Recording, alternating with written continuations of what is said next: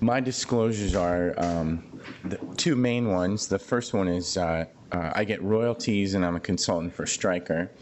And then my second one, which I'm pretty proud of, is working here at SSF and working with the team that we built. And so it's incredible, and you guys will see this, is who has an iPhone, who uses an iPhone, or how about like a Trio, or who uses mobile apps like Instagram, Facebook? Pretty much everyone, right? And so we have, just in the last, 4 to 5 years, put all this stuff online, and we're able to, in fact, you'll see on in this course is essentially what we do is we put everything that that we like approaches, if you have an anatomical question or whatever, and people are online, live Facebook, they're constantly going and looking, and really, we've been able to harness this through social media, and the team put this together. It's incredible, and every month it grows. And again, it just depends on, even with my kids, they're in, I feel like I'm getting older and older, there's all these new, there's like Snapchat. And so we put all this stuff online, and really, for me, when you start looking at things like lateral surgery, there's not much on the internet, and you can't really trust what's out there. And so I think what we try to do is put course information, get really well-known speakers, and put that online so that physicians literally from all over the world will watch the videos and they'll give you feedback. And I've learned a lot in the last 10 years. And going back to what Juan said, I learned this approach from Dr. Taylor and Dr. Pimenta back in 2007. There was there's no books, there was no approaches, you literally had to go and watch someone do this approach. And so having an anatomy lab here, I think, is really valuable. And again, some of these things you guys already know, but it's really about knowing the anatomy and all these things, even though it's a lateral approach. Do you go in on a patient with scoliosis, do you go in from the left side? Do you go from the right? If you go in from the right, what do you worry about? You worry about getting in the chest. If you go in from the left side, you worry about abdominal organs, vascular structures.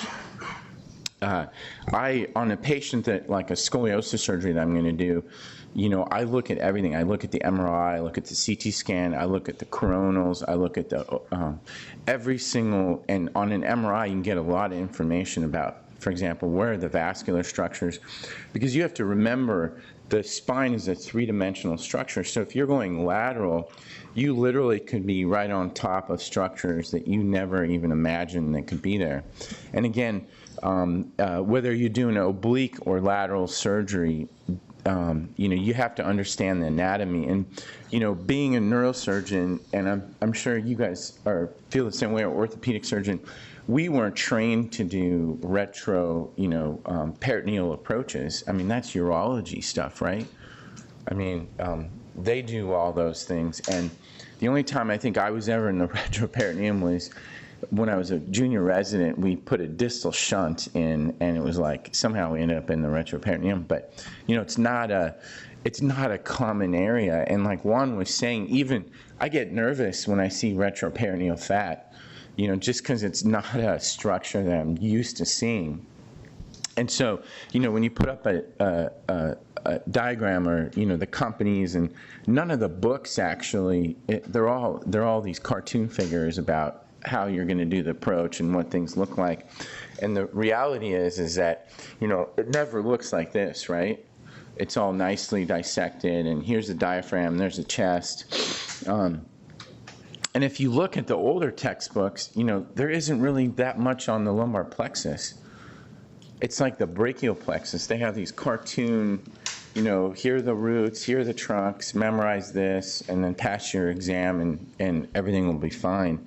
And again, even if you look at some of the old, like Netters, some of the old Gray's Anatomy, And we're very fortunate here at the Science Foundation. We have Dr.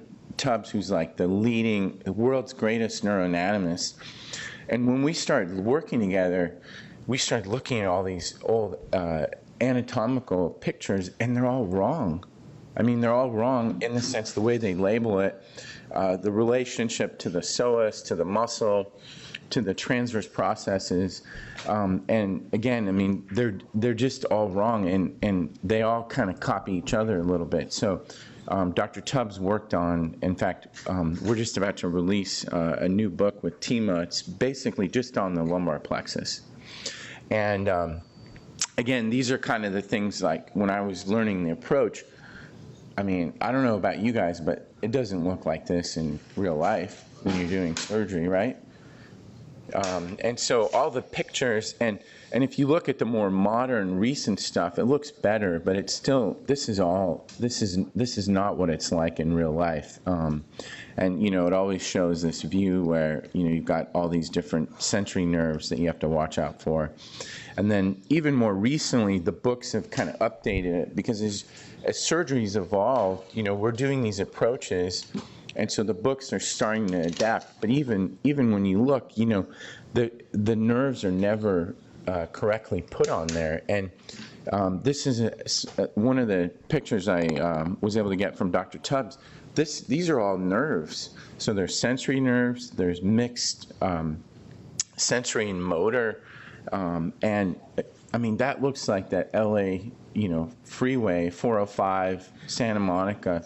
There's nothing in there. You can't cut any of those nerves when you're doing this approach. I mean, I remember when we were first doing these approaches, you know, we were making like 4 incisions, one lateral, one posterior, one anterior. You know, I had the fellows retracting everything. And, you know, I was using my finger to like scrape everything away. I didn't want to see any retroperitoneal fat, you know, and the patients would wake up with numbness around the skin incision because we would cauterize all the sensory branches. And then all those yellow structures I was sweeping off, they're all sensory nerves, you know, and again, it's just, and when I look at it now, it's, you know, we just didn't understand the anatomy. So hopefully today, I'm going to try to breeze through some of this stuff, but this is an anatomic actually here in the lab where we put some copper wire into the nerves, and you can see the relationship. So if you're doing an anterior, you're doing an oblique, you're doing a lateral, the nerves are there, you just don't see them. And again, this is from a lateral approach. You can see how dicey it is to do 4-5, to do 5-1, and this is just looking at the nerves. So, you know, for me, really, and again, these are all dissections from the lab. You can see as you come down from L2, 3, 3, 4, 4, 5, you can see, I mean, you're right next to the lumbar plexus. I mean, these are all peripheral nerves.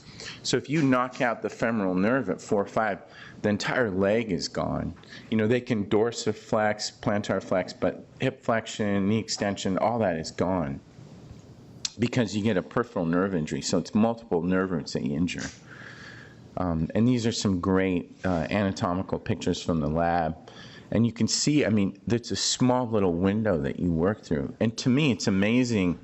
I'm not as good as Juan, but, you know, all my patients wake up with thigh numbness. And I tell my patients, I'm like, you're going to have you know, your thigh's going to be numb. You're going to probably be on gabapentin or Neurontin for 6 weeks. And it's just and if the patients know they're going to have that as not as a complication, but as a side effect of the approach, I think it's more manageable. I think if you don't tell them, then they get a little frustrated. And even the numbness can be an issue for them. Usually it resolves. Fortunately, most of the time it resolves, but sometimes, I mean, I've had permanent numbness as well. And so I thought I'd review some cases with you guys. And again, these are kind of more advanced cases. And each patient, I'll point out some complications that I had. And so hopefully you guys can avoid doing this. So this is a patient who had multiple laminectomies, multiple surgeries. And I think the lesson on this one is always get plain x-rays. on patients. And being a neurosurgeon, we kind of poo-poo it. I think the orthopedic surgeons do a much better job.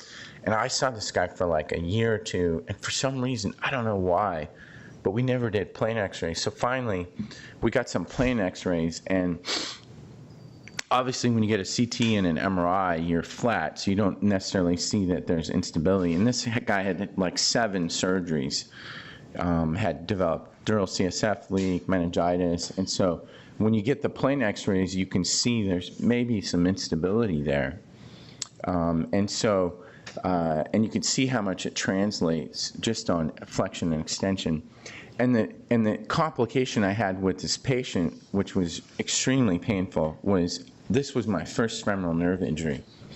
And what was difficult on him is he was diabetic, he'd had meningitis, and so during the case, everything was green, like there was the neuromonitoring was like perfect, which to me, I should have thought about that as being as an issue. One is I think he got paralytics early on, and so we kind of ignored it. And then later on during the case, when you're doing 4-5 on a case like that, or L3-4, I think we actually got the injury at L3-4. But if it's green the entire case, or if you don't have any, that's an issue. So for me, having done this case now, if you're getting everything's perfect at 4-5, then your neuromonitoring is off, because you should be able to map the plexus or know that it's there. And again, I think, we talked about it earlier. It's incredible. And now the companies are all pushing us to use the titanium. Peak's bad. But, when I get scans on these patients, like this guy, he actually did end up doing okay, despite, the femoral nerve injury never fully recovered. But when I got post-op scans on him, it's incredible. The grafts, there was very little subsidence. Everything looked good. And, he fused posteriorly, but there was not one single ounce of bone growth across the anterior cages. And I think it's because of the surface area that those cages take up, but there was no subsidence and all, and I think he fused posteriorly. But it's incredible to me is how little bone growth there is on some of these cases. And, maybe it's peak, maybe it's because there's not enough of a footprint for the bone. There's another case that I did, and I did it. This is an 80-something-year-old patient who had mostly foraminal stenosis. And I'm fortunate enough to have a bunch of really smart orthopedic surgeons in my group. And I never kind of believed in the indirect decompression. I was like, oh, that's, it's an orthopedic thing. It doesn't really exist, because you still have to go from the back and decompress the nerve. That's kind of how I was trained. But this is one case where I kind of got fooled, and I said, standalone is going to be great. She's 80, and you can see on the sagittal there where the nerves are being pinched, and she had AIS and surgery as a child, and the only 2 levels didn't fuse were there, which was 2-3 and 3-4, and the rest of the spine was fused, and she just had radicular symptoms. So we did a lateral approach, and you can see, she's got, it's a very difficult approach. And this is one, again, do you go from the left, do you go from the right? I ended up going in from the right side, these are kind of things you want to think about when you start doing more advanced cases. And this is what we ended up doing, and we did 2 levels, standalone, and you can see the amount of, it's not perfect, but I got kind of fooled, because she was like, Doctor, my leg pain's gone, I'm doing great. And she kind of convinced me to not do her posterior part. And so I think at about 6 months, I started to see a lot more subsidence, and so we ended up doing the back part. But I think each case is a little unique. I think on her, and you saw the sagittal, her sagittal balance is so far off that we ended up going posteriorly. But patients with really bad deformities, and it's pretty difficult to just do standalone. And so that was the learning case on that one. This is a patient who we ended up doing, and the learning one on this one is, always study the pre-op x-rays, because you can see where the crest is, and that can kind of help you, whenever you do lateral surgery, you want to get pre-op lumbar spine x-rays with your approach. And for me, again, you can see that this is one of those where, that if you look at the CT report and the MRI report, the radiologist can't even decide how to number the spine. And then you're like, in the OR, you're like, let me see here. And the fellows, Dr. O, the radiology. And so you kind of have to, forget about the way they number it and just say, okay, this is the level, this is the second disc space that we're going to do. But for me, always look at, I think these patients are a little bit more challenging, and it throws off the lumbar plexus a little bit. I think like 3-4 in a patient like this behaves more like 4-5. And again, we ended up, fortunately, we were able to do the level that we wanted, but we ended up having to use angled retractors, and it was just a lot more difficult than I expected. And, really studying the pre-op x-rays adds a lot, and it ended up being okay, but you can see how much the iliac crest, you can see the amount of angulation that we had to do to get that case. And again, this is another case that we did. Certainly, this patient had a T-lift, and then the cage extruded, went posteriorly. And just because the patient had recently had the surgery, I thought we could go in and take it out. And it ended up being a little bit more challenging than I expected. Because it was a fresh case, we ended up getting it out, and patient did fine. But I think, probably would have been a better idea to go back in from the back. It just took a lot more work than I thought, and the cage was pretty posterior. Fortunately, we had the right instruments, and we were able to put a hook in and get it out. And then here's just some more. As you feel more comfortable and you go in the lab today, to me, the most difficult ones are the low, like, L3, L4, doing corpectomies.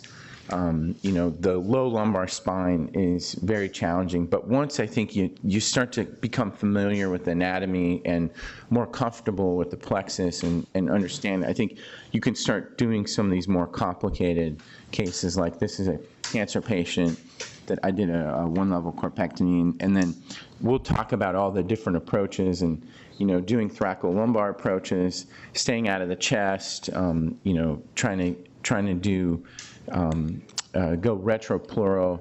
And again, these are all cases that I fortunately spent a lot of time in the lab, but these are things you want to look for. Thoracolumbar approach you can do. And this is a picture. This is actually one of Juan's. You can see Juan has a big incision. This is Juan's approach here, and then I've got a tiny little incision. So you can see the difference between the two approaches. And you can see the number of hands. And that's how, this was like even 7-8 years ago. I used to have a vascular surgeon, general surgeon, and then we were there just to do an approach and, to access. So for me, having access and not having to use an access surgeon has really changed my life, and it's for the better. Again, once you feel comfortable, you can see the amount of retropulsion there is. We'll talk about today in the lab.